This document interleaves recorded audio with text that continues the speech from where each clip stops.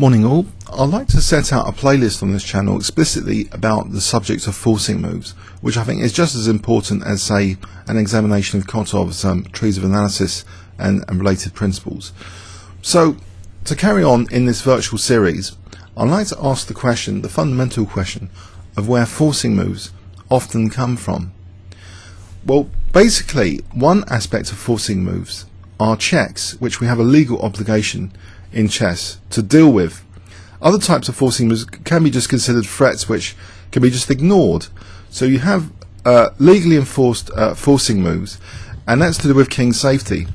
And to take a classic old-timer game of Paul Morphy, the American genius, let's revisit it with this particular perspective in mind to ask the question about where forcing moves come from. So Paul Morphy against Duke Karl and Count Isard, played in Paris 1858, the classic opera game. So Paul was trying to see the opera and wanted to try and win quickly. He kicked off with e4, and we saw the team duo play e5. After knight f3, okay, a little bit of a forcing move here, but this is not the main concern. d6, we see d4, and now a slightly weak move from the duo team, bishop g4. There seems a willingness to get rid of the light square bishop. Black's pawns are on dark squares, which would basically amplify the light square weaknesses in Black's position. If we look at the light square weaknesses, once this comes off, these become more critical. And for legally enforceable forcing moves, the king on e8 really needs to try and castle at some point as well. Okay, we see now d takes e5, which actually encourages Black to really give up the light square bishop. So we're going to have light square targets without a defensive bishop, which usually would add a little bit of solidity and protection to light squares in general. So we see here Black not wanting to play d takes because of queen takes and then knight takes, but rather bishop takes f3. So a first major concession. And here White takes with the queen. And there's some extra mobility now of this queen compared to this queen. This queen's still sitting at home. This queen can shift along this third rank and probe particular light square targets. Black without the light square bishop and the king still in the centre. This is becoming a little bit more critical. We see d takes e5. And in fact, with the queen just on f3 for the moment, bishop c4 coordinates an attack on f7. So this is a forcing move which, although it's not a check, something needs to be done about it. And Black's defensive choice here seems plausible and reasonable, just to develop a piece at the same time as defending against this threat. But now the threat is renewed on f7 with the move queen b3, and there's also b7 to deal with. Now this is quite a resourceful move in some respects, in not only defending f7 again, but wanting an exchange of queens in exchange for this pawn, because queen takes, there will be queen b4 check.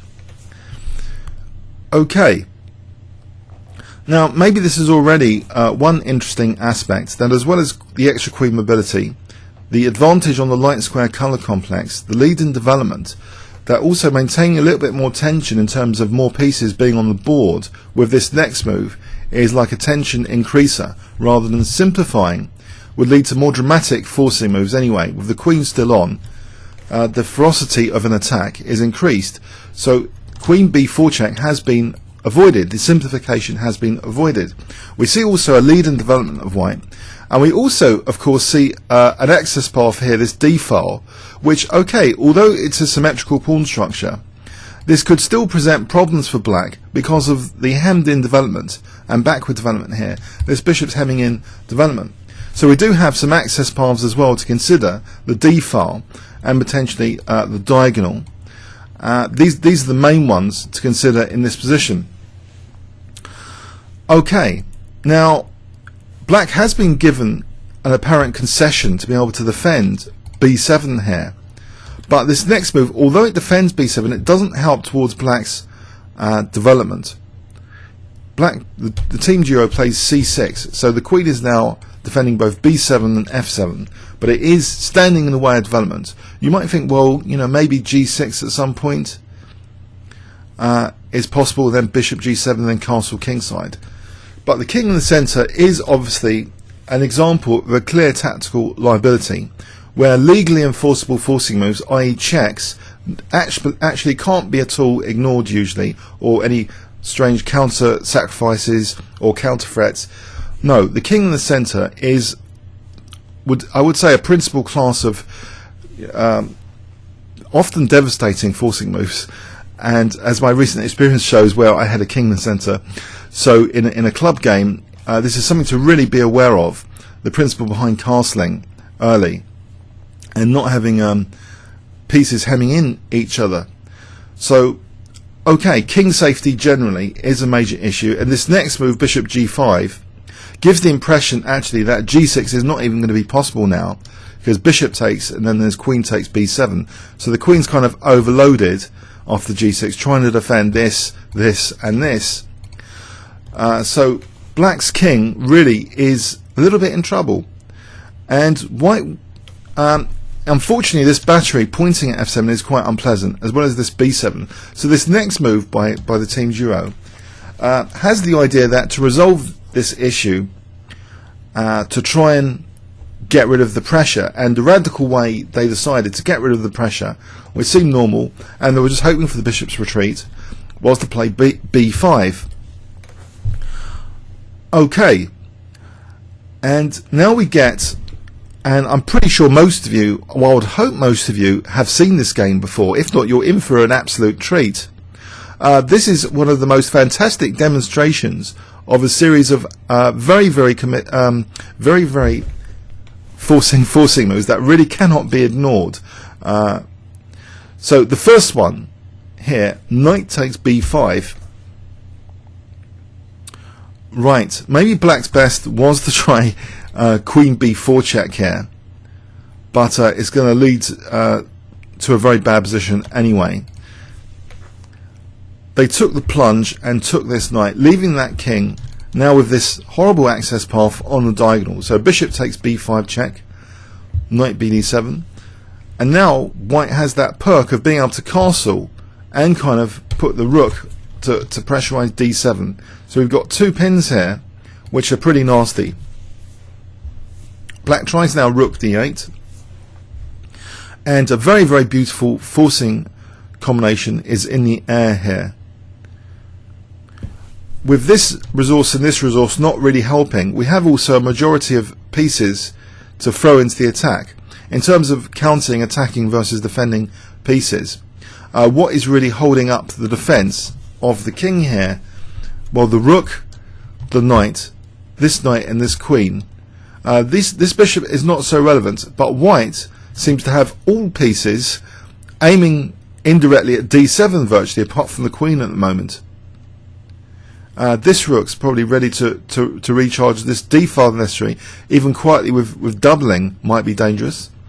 But there's a much more radical and faster solution making use of forcing moves here, which made this game on the immortal proportions.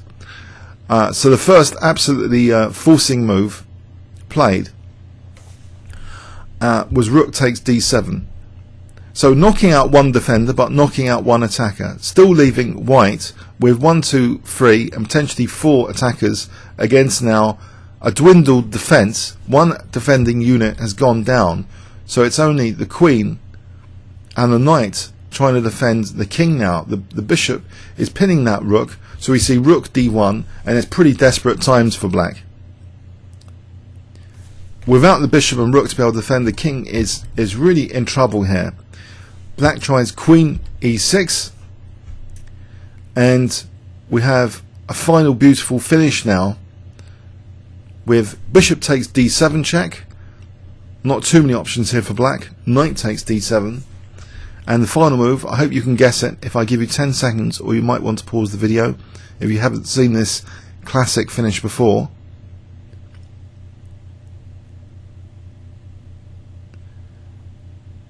If you want to think of forcing moves in this position to help you find it, even seemingly outrageous ones. They expose tactical vulnerabilities in positions. So what outrageous forcing move is there here?